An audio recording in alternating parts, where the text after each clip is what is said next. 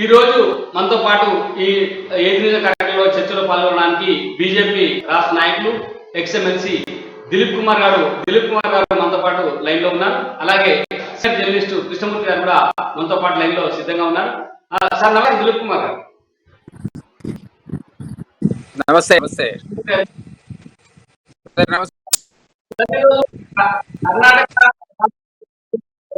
Karnataka BJP versus Congress కు మధ్యన చాలా గట్టి పోటీ జరుగుతున్నట్టుగా అనిపిస్తా ఉంది. కాంగ్రెస్ ఏమో బజరంగ్ దళని నిషేధిస్తామంటే బీజేపీ ప్రధానమంత్రి గారు బజరంగ్ బలి, జై బజరంగ్ బలి అని చెప్పి ఓటేయండి అని చెప్పి దీన్ని ఏ రకంగా చూడొచ్చు దిలీప్ కుమార్? అంటే ఇప్పుడు క్యాస్ట్ పోలేషన్ జరుగుతుంది దేశంలో. మనం అది మంచిది కాదు, సొసైటీకి మంచిది కాదు అని నేను అడుగుతాం. సో అది ఈ పార్టీ చేసినా తప్పే, ఆ పార్టీ చేసినా తప్పే. బట్ గతంలో మనం చూసాం కదా, క్యాస్ట్ అడ్డం పెట్టుకుని ఓట్లు తీసుకునే ప్రయత్నం. ఇప్పుడు అట్లా అంటే మన దగ్గర ముస్లిం చేశారు. సుప్రీంకోర్టు అన్నది మతపరమైన రిజర్వేషన్ చెల్లవు అన్నది ఆగిపోయింది. అట్లా ఒక సెక్షన్ ని ఊరికి పొలిటికల్ పార్టీస్ దీర్ఘకాలంగా ఎత్తుగడలు వేస్తూనే ఉన్నాయి.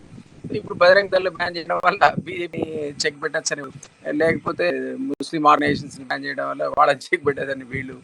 ఇది న్యాచురల్గా it's a political game. Actually political పెద్ద సొసైటీలో దీన్ని వీళ్ళు సీరియస్ తీసుకుంటారని అనుకున్న ఆర్గనైజేషన్ పరంగా వాళ్ళకి ఇబ్బందులు ఎదుర్కొంటారు.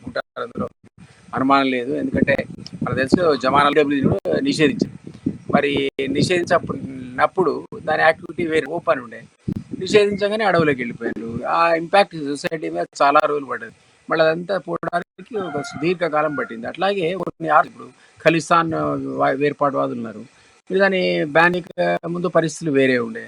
డైరెక్ట్ గోల్డెన్ టెంపుల్ బేస్ చేసుకొని వాళ్ళు పాలిటిక్స్ చేయడం చూసాం. ఆఖరకు అందులోనే ఆర్మీని పంపించి తనే బలైపోయిన పరిస్థితి చూసాం. సో ఇప్పుడు కూడా I strongly believe that is detrimental to the society. So అది దాంతో ఎవరైనా సరే, అటు కాంగ్రెస్ ఆడుకున్నా తప్పే, బీజేపీ ఆడుకున్నా తప్పే. అందులో ముఖ్యంగా ఎలక్షన్స్ టైంలో టైప్ ఆఫ్ రెచ్చగొట్టే విధానాలు అనేది కరెక్ట్ అయితే కాదు. బట్ పబ్లిక్ కాంగ్రెస్ పార్టీ మొత్తం పిఎఫ్ఐ తో పాటు బజరంగ్ దళ్ కూడా నిషేధం. పిఎఫ్ఐ ఏమో ఐఎస్ఐఎస్ కి సంబంధించి ఐఎస్ఐఎస్ బ్యాన్ అయిన తర్వాత, సిమి బ్యాన్ అయిన తర్వాత, Student Islamic Organisation SIMI ban అయిన తర్వాత దాని రూపమే మరొక రకంగా తీసుకొని పిఎఫ్ఐ ఆవిర్భవించింది అని చెప్పి పోలీస్ ఇన్వెస్టిగేషన్ ద్వారా తెలిసింది సిబిఐ చెప్తాము. అట్లాంటి పిఎఫ్ఐకి బజరంగ్ దళ్ ముడిపెట్టి, అంటే బజరంగ్ దళ్ పిఎఫ్ఐ ఒకటే అనే విధంగా కాంగ్రెస్ పార్టీ మేనిఫెస్టో ఉంది. దాన్ని ఎట్లా చూడాలి? ఎవరికి నష్టం జరిగింది చెప్పండి?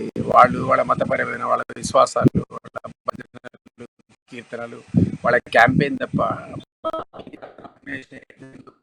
రాడికల్ ముస్లిం ఆర్గనైజేషన్ అది ఇచ్చినకరమైన దీనికి టెర్రరిటీకి వాటికి వాళ్ళు ఊతారు కదా. రకరకాల ప్రాంతాల్లో గతంలో చూసాం మనం. దైవవాదం మీద పెద్దగా ఇంకోటిని రెచ్చగొట్టడం, ఏదో మత ఘర్షణ నేనైతే ఇక్కడ అంత పెద్ద సీరియస్ గా ఎక్కడ చూడలేదు. బట్ ఇస్లామిక్ బేస్డ్ ఆర్గనైజేషన్స్ మీరు చెప్తున్నట్టు పిఎస్సి ఇట్లాంటివన్నీ కూడా వాటికి ఫండింగ్ బయట నుంచి వస్తుంది. వాళ్ళ యాక్టివిటీ యాంటీ సోషల్ టెర్రరిజం మన హైదరాబాద్లోనే మనం చూసాం, ఎన్నో చోట్ల బాంబ్ బ్లాస్ట్ కావడం. సో దాన్ని సహజం వల్ల యాంటీ టెర్రరిస్ట్ యాక్టివిటీ కింద మనం భావించాలి తప్ప బజరంగ్ దళ్ నాకైతే ఏం కనపడలేదు. ఈ మధ్యకాలంలో ఏదో ఈ లవ్ చిన్న చిన్న కొంచెం ఎక్స్ట్రా యాక్టివిటీ వాళ్ళు చేశారు తప్ప పెద్దవాళ్ళ తద్వారా సొసైటీ లేదు, వాల్యూ సొసైటీ కోసం మాట్లాడుతుంటారు తప్ప ఇంత టెర్రరిస్ట్ బేస్డ్ ఆర్గనైజేషన్ కాదు. అలా ఇది ఆలోచించాల్సిందే. మనం ఇంత ఫ్యాన్ ఏదో రెచ్చగొట్టడానికి చేసింది అనుకోవడం కరెక్ట్ కాదు. దానివల్ల సొసైటీకి ఎప్పుడు కూడా అంత పెద్దగా చెప్పుకోదగ్గ ఇబ్బంది ఎప్పుడు జరగలేదు. బట్ మీరు చెప్పిన ఆర్గనైజేషన్ వల్ల దానివల్ల చాలా సీరియస్ అయింది కదా, ఎంకరేజ్మెంట్ జరిగింది. మనం చూసాం ఓల్డ్ సిటీలో కనెక్షన్స్, లక్నోలో కనెక్షన్స్, మన గుజరాత్లో ఏంటది అహ్మదాబాద్ ఇక్కడ అనుకుంటారు అక్కడ కనెక్షన్స్. ఇవన్నీ ఈ ఆర్గనైజ్ దాన్ని అడ్డం పెట్టుకొని మీరు లీగల్ చేస్తే లాట్ ఆఫ్ టెర్రరిస్ట్ అవుట్ చేస్తాయి. బట్ ఐ డోంట్ థింక్ విశ్వ హిందూ పరిషత్ గారిని అని వాళ్ళ యాక్టివిటీ వాళ్ళు చేస్తారు ఏదో పూజలు ఇట్లే తప్ప ఎంటైర్ సోషల్ ఫ్యాబ్రిక్ ని వాళ్ళు డిస్ట్రక్ట్ చేయడం నేనైతే పెద్దగా ఎక్కువ పద్ధతిలో